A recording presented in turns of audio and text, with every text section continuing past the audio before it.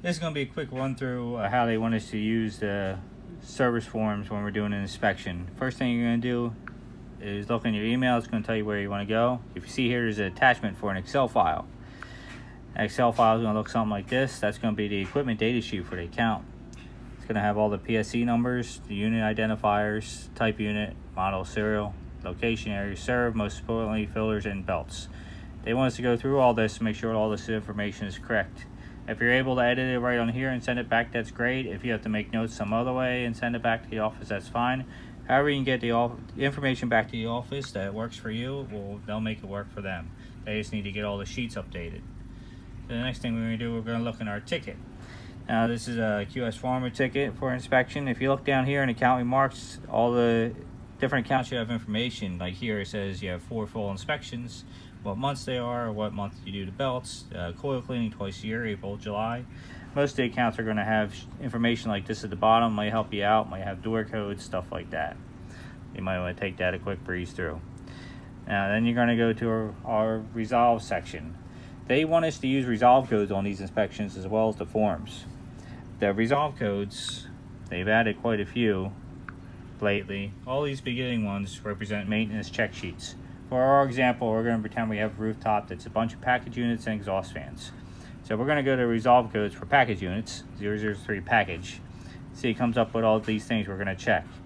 This is what the maintenance agreement says we're going to check in writing. So it'd be nice if we had this information correctly represented to the customer. You can pick and choose each item that you want. You can hit select all, add selected codes.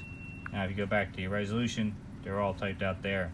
For our example, I said there was also going to be exhaust fans, so might as well get the exhaust fan resolve codes while we're here. They're a little further down.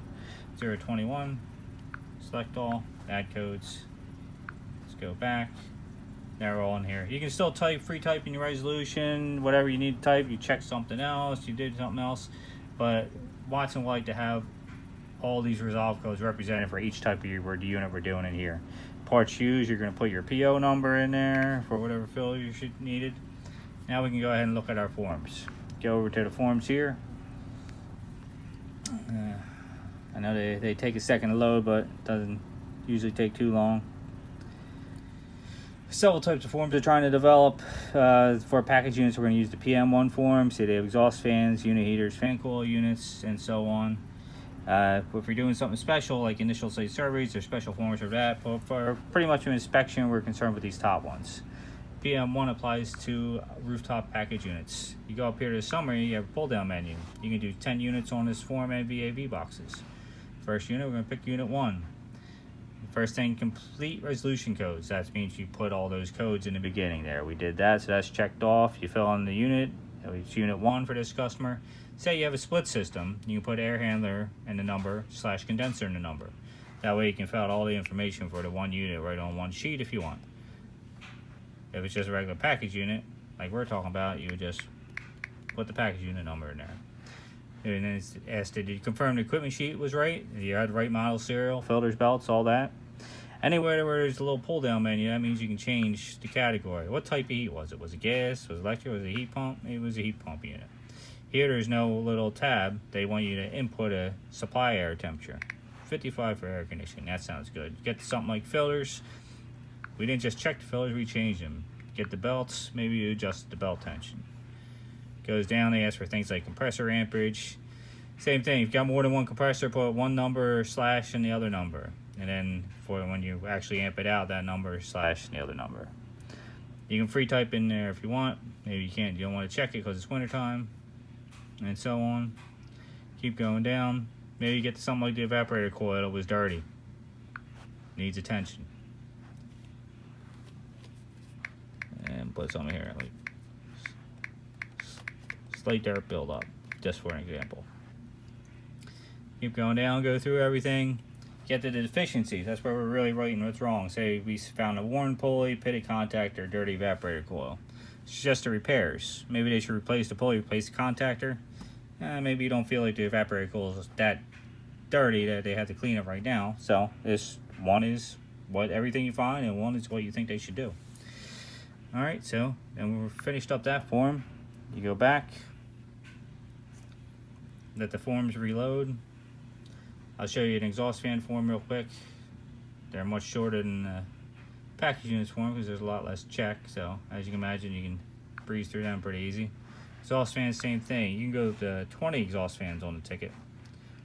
Exhaust fan 1, same thing. A little bit of information, some check boxes. You're done that.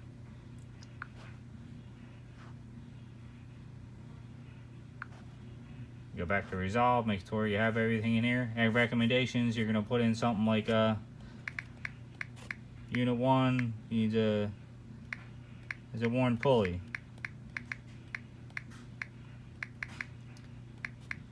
Unit 5 or 6 is a broken belt. Put whatever you need in there. That's just whatever your customer needs for follow-up. Go over to your miscellaneous, and here in the internal comments is where you want to put things only the office will see. Maybe you had a bad blower motor on a unit. Right here you would type the quote number for the blower motor. Maybe how many, it was one guy, 8 hours, finish that up. This is just for the office to see. That's also any notes you may want to add at the beginning. Oh, the door code is this, so we need an extension ladder. You need to bring a 10-foot ladder. Whatever information you think would be useful to the next guy, add here, and she'll get it on the front page for us. And other than that, I think it's pretty straightforward. Just make sure your hours are right. If you need to do pictures, do not use the take a picture portion of this. We'll only use the attach a picture. So you take a picture with your phone, transfer it to the tablet, or take a picture with a tablet, save it in a gallery, and then you can attach a picture from the gallery. See there, it'll bring up all your gallery pictures. You select one and it'll put it right on the form for you.